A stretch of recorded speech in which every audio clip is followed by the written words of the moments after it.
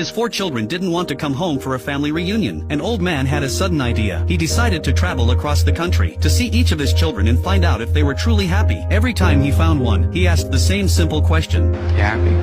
What do you mean? You happy? Yeah, of course I am.